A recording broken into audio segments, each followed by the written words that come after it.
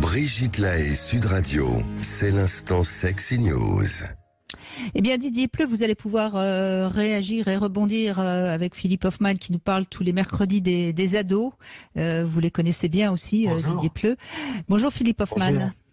Aujourd'hui, Bonjour. Vous allez nous parler du sommeil des ados. Pourquoi ils dorment pas comme nous, les ados?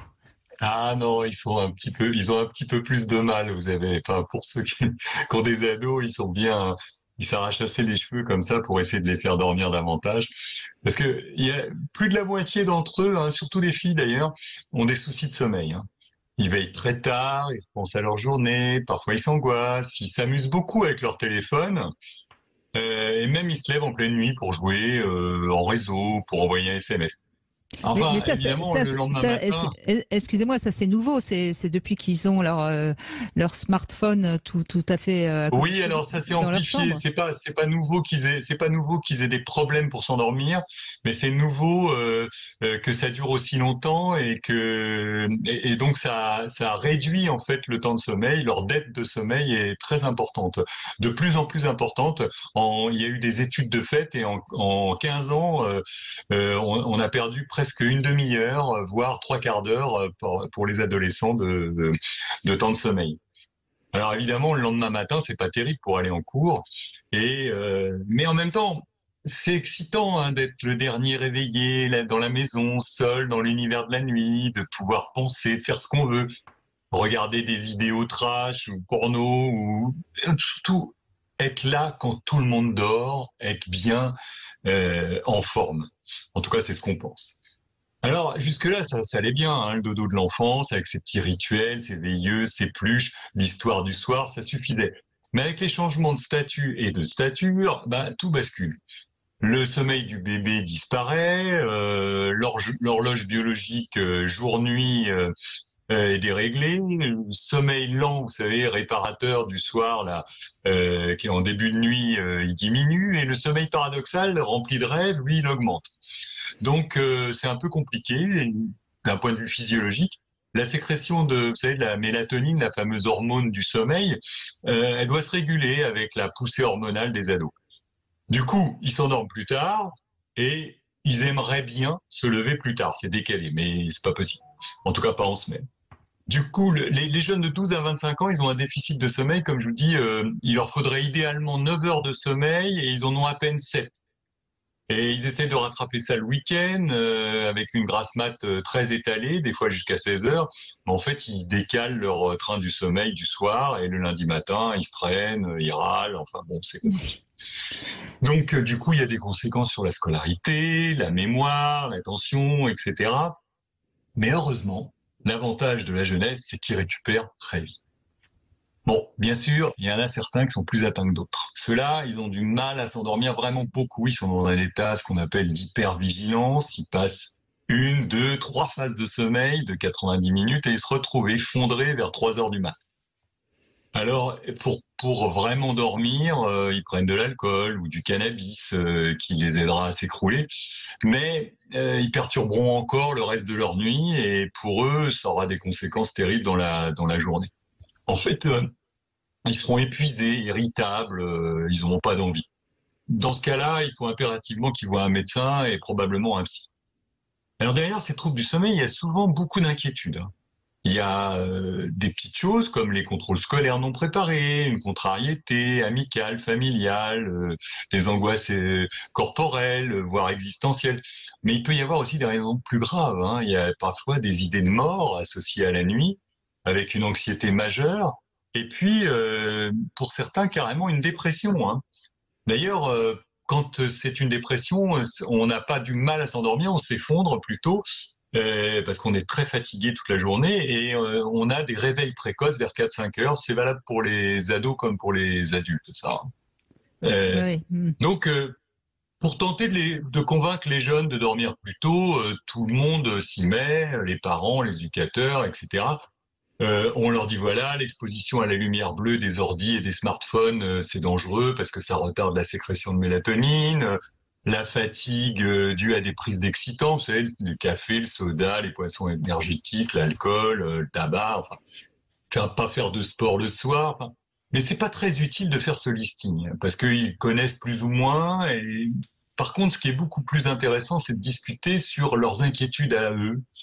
Et là, à ce moment-là, on peut leur poser la question de ce qu'ils pensent de l'organisation des soirées pour eux et pour la famille. Et puis, comment on pourrait changer ça ensemble. Et il faut les rassurer sans jamais banaliser. Même un petit souci qui a l'air bénin pour vous, ça peut être un gros problème pour l'ado, hein. Et puis, ensuite, il faut donner quelques petits conseils et des astuces, hein, à condition de ne pas avoir la même vie qu'eux, hein, parce qu'il y a des adultes qui ont des vies nocturnes chaotiques, hein.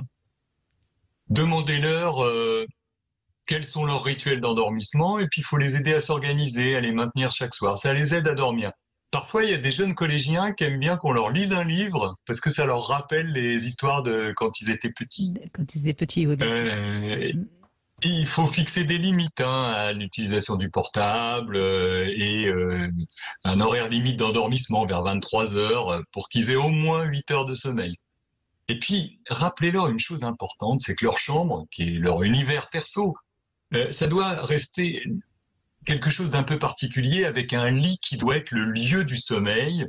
Et s'ils veulent jouer, chatter, ben, il faut qu'ils s'assoient dans un coin cosy. S'ils se réveillent, qu'ils restent pas couchés. Et s'ils veulent manger, qu'ils aillent dans la cuisine. Donc, du coup, comme ça, le lit restera le lieu du sommeil. Mais tout ça, c'est des très beaux conseils, Philippe Hoffmann, mais ça donne beaucoup de frustration, Didier Pleu. Donc c'est pas facile, j'imagine, en tant que parent aujourd'hui, de réguler tout ça. Non, grand problème. Là. Vous avez visé juste quand vous dites que les problèmes de sommeil peuvent être liés, ça peut avoir un sens. Un enfant qui est anxieux, déprimé, etc., il va pas dormir. Mais malheureusement, la plupart du temps, c'est effectivement très basique. C'est trop de smartphones, trop de séries, trop d'excitation avant de dormir, parce que l'enfant ou l'ado veut rester dans son principe de plaisir. Alors, comme vous dites, Brigitte, qui va lui enlever le smartphone ? Si on est dans de la bienveillance, on va essayer de trouver un compromis avec l'enfant, l'ado. Si on est dans l'éducation, on dira je suis désolé, c'est un objet très dangereux pour toi, donc tu le mets dans la boîte à carton avant de dormir. Je crois que c'est du basique, mais je crois qu'on a tendance à trop psychoter en se disant mais qu'est-ce que ça signifie son manque de sommeil ? Ça existe, des manques de sommeil, parce qu'on n'est pas bien dans sa peau. Mais ce que je vois surtout, c'est manque de sommeil parce qu'on ne veut pas arrêter la série, le truc sympa, le site, le SMS, oui, ça, etc. Je suis d'accord avec vous, mais en fait, avant l'invention et l'envahissement du portable et des écrans dans les chambres, il y avait déjà des ados qui avaient des troubles du sommeil. Il y en avait pas mal, hein. Mais ça, disons que là, vraiment, la dette de sommeil a augmenté. Je suis d'accord avec vous. Là, ils veillent beaucoup trop tard. C'est-à-dire qu'ils s'endorment tous autour d'une heure du mat, alors que franchement, ça serait peut-être mieux à 11 heures, hein.